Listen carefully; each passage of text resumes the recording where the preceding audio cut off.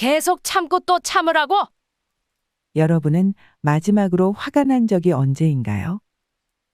살다 보면 한 번쯤은 감정을 억누르지 못해 분노를 터뜨린 뒤 뒤늦게 후회하는 경험이 있으셨을 겁니다.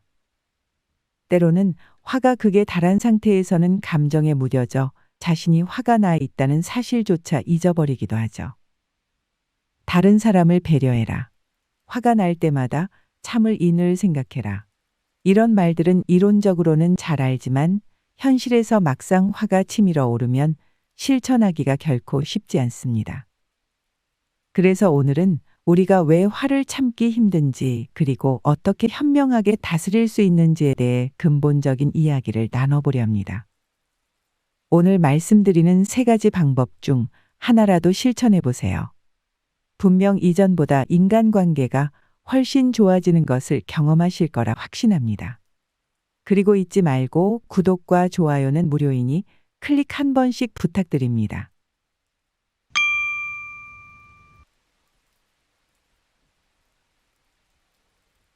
여러분, 화를 다스리는 방법에 대해 이야기하기 전에 잠깐 생각해 보세요. 화를 내는 이유가 뭘까요? 개인의 기대나 경험, 과거의 상처 등의 이유가 있을 수 있지만 그 중에서도 가장 흔한 3가지 이유가 있습니다. 첫째, 상황이 내 뜻대로 풀리지 않고 통제가 불가능하다고 느껴질 때 화가 납니다. 둘째, 누군가 나의 자존심을 건드리거나 약점을 공격할 때 수치심과 함께 화가 납니다. 셋째, 부당하게 대우를 받거나 공정하지 않은 상황을 마주할 때 화가 납니다. 사람이라면 누구나 내면에 어두운 그림자 같은 모습이 존재합니다. 어두운 그림자는 이기적인 모습, 본능적인 욕구, 부끄러운 모습이 숨겨져 있습니다.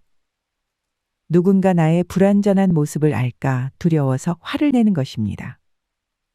또는 내 뜻대로 일이 풀리지 않을 때, 사람들에게 인정받지 못할 때 화를 느끼는 것은 이상한 게 아니라 자연스러운 현상입니다.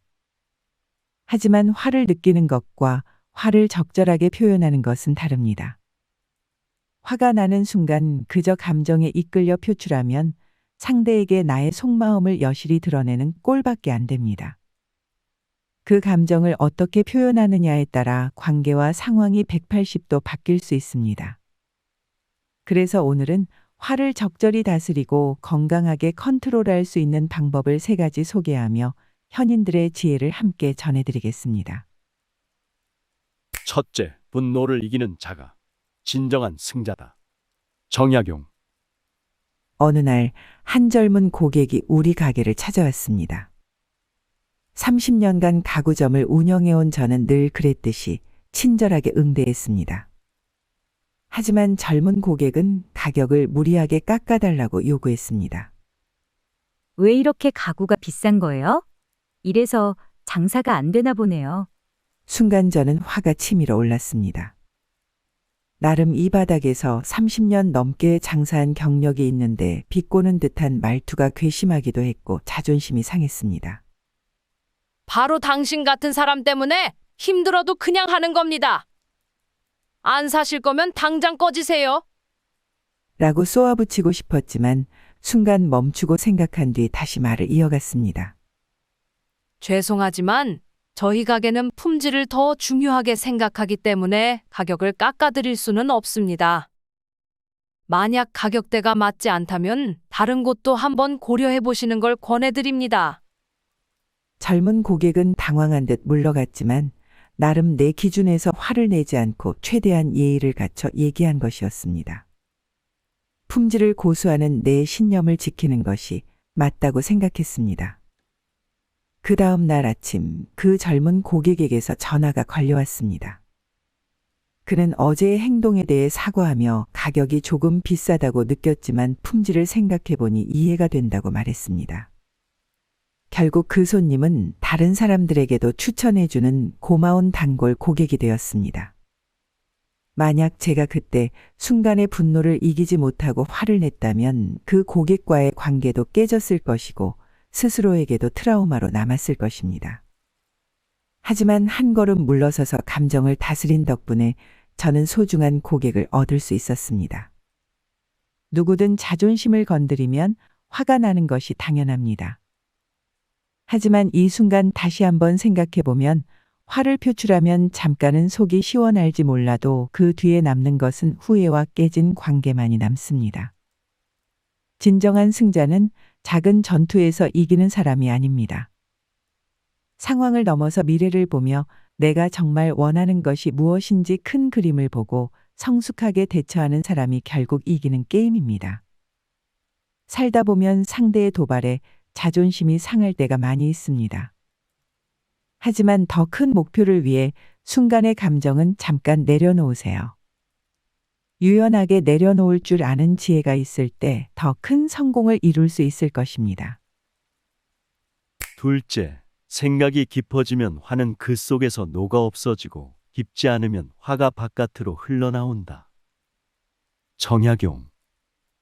저는 결혼 후 사정상 어쩔 수 없이 2년간 시어머니와 함께 살다가 지금은 따로 살고 있는 중입니다.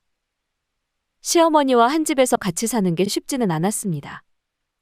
가장 힘들었던 것은 저희 어머니가 집안일 처리나 육아에 대해 간섭이 심했고 잔소리도 많았다는 점이었습니다. 어느 순간 시어머니가 하는 말 한마디 한마디가 비수처럼 꽂히는 것처럼 들렸고 점점 미워지기 시작하더군요. 하루는 대화하던 중 언성이 높아진 적도 있었습니다. 청소를 하루에 한 번씩은 해야지. 너는 왜 이렇게밖에 못하니? 어머니, 더 이상 저희 일에 간섭하지 마세요. 그날 이후 저는 시어머니와 더 틀어지기 시작했고 지금은 불화로 인해 결국 따로 나와 살고 있습니다. 나와서도 여전히 시어머니에 대한 불만이 가득했지만 얼마 전 심리치료를 받으며 저의 감정을 깊이 들여다보는 시간을 갖게 되었어요. 상담을 통해 제가 어머니에게 느꼈던 분노는 단순히 시어머니의 간섭 때문만은 아니었다는 사실을 깨달았습니다. 제 내면 깊숙한 곳에는 제가 못났다는 생각이 자리 잡고 있었어요.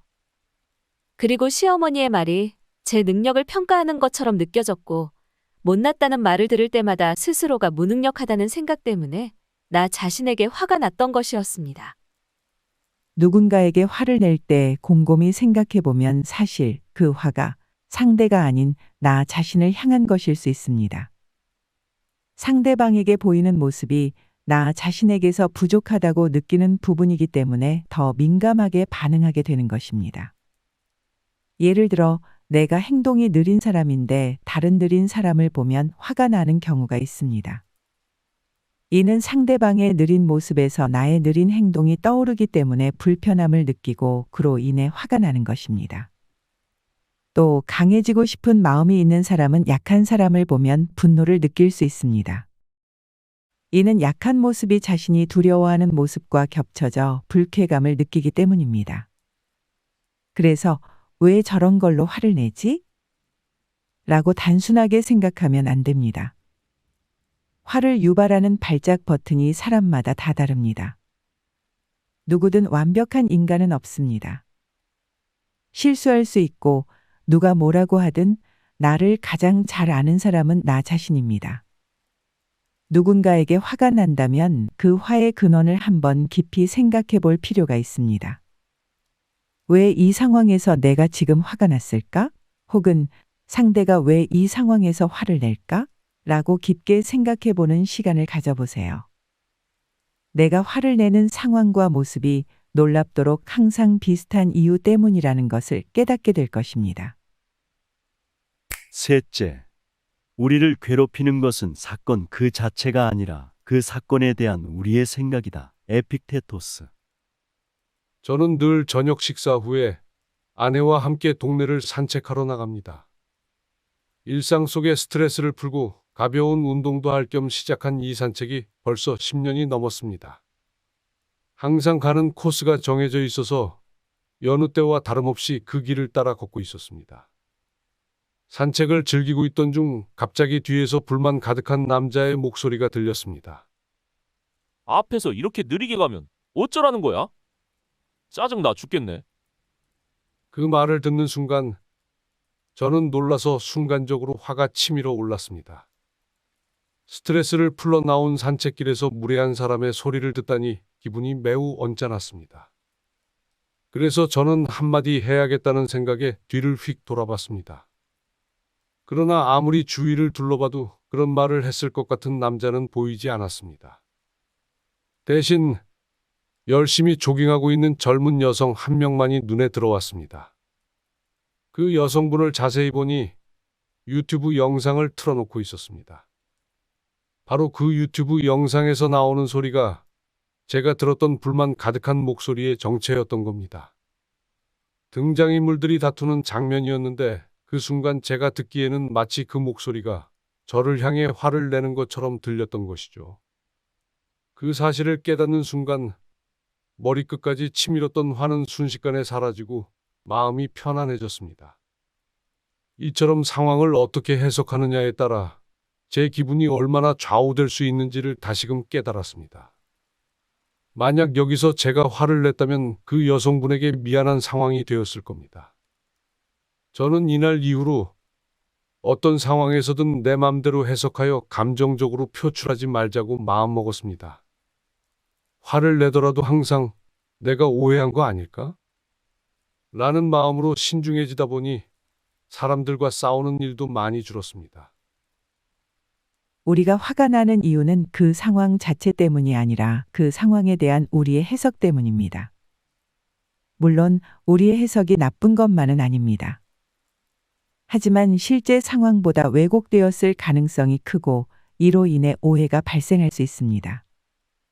만약 오해가 아니라 실제로 부정적인 상황이 맞다고 하더라도 그 상황을 긍정적인 관점으로 바라보는 것이 오히려 나을 수 있습니다.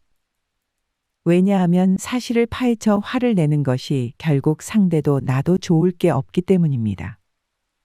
어떤 화가 나는 상황이 생겼다면 여러분도 한 가지 관점에서만 바라보지 마시고 긍정적인 관점에서도 바라보시길 바랍니다. 이것이 그 누구를 위해서가 아닌 나 자신을 평온하게 지킬 수 있는 길입니다. 감정 조절을 하지 못해 나 자신뿐만 아니라 많은 사람들의 마음에 상처를 남기는 사람들이 있습니다. 화가 나는 원인은 대부분 남의 문제가 아니라 나만의 콤플렉스가 건드려지거나 상황을 잘못 해석해서 발생하는 경우가 많습니다. 때로는 내가 상황을 부정적으로 해석해서 화가 날 수 있습니다. 순간 욱하는 감정은 누구에게나 당연히 들 수 있습니다. 다만 화를 낼 때와 참을 때를 구별하고 화를 내더라도 지혜롭게 표현하는 것이 현명합니다.